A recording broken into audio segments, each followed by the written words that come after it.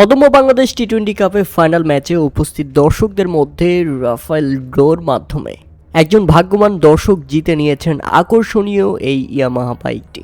দর্শকদের জন্য এমন বড় এবং দারুণ উদ্যোগ যেটা বিসিবি দারুণভাবে চমকে দিয়েছে। ম্যাচের উত্তেজনার সঙ্গে বাড়তি আনন্দ যোগ করেছে এই চমকপ্রদ পুরস্কারের আয়োজন।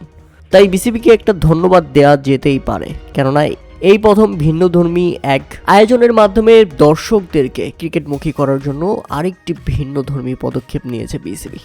অদম্য টি-20 কাপ 2026-এ এফজেডএস ভার্সন 2 মোটরসাইকেলটি জিতে নেন নূরে জান্নাত। জিতে নেওয়ার পর এই ভদ্রমহিলা জানিয়েছেন, আমাদের কোনো ধারণাই ছিল না আমরা মোটরসাইকেলটি জিতব। আমরা মূলত খেলা দেখতে এসেছিলাম, কিন্তু এসে আমরা পুরোপুরি চমকে গেছি। আমাদের ভাগ্যে ছিল এটা, আমি তো আর চালাতে পারবো না, বাবুকে নিয়ে তার বাবা চালাবে। প্রিয় দর্শক, বিসিবির এই চমক আপনাদের কেমন লেগেছে তা অবশ্যই আমাদের কমেন্ট করে জানাবেন।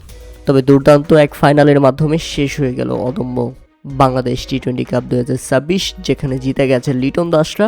মূলত জাতীয় দলটাই জিতে গেছে, তবে দুঃখজনকভাবে শেষ মুহূর্তে আফিফ হোসেন লড়াইয়ের পরেও হেরে গেছে নাজমুল হোসেন শান্ত এবং নুরুল হাসান সোহানের দল।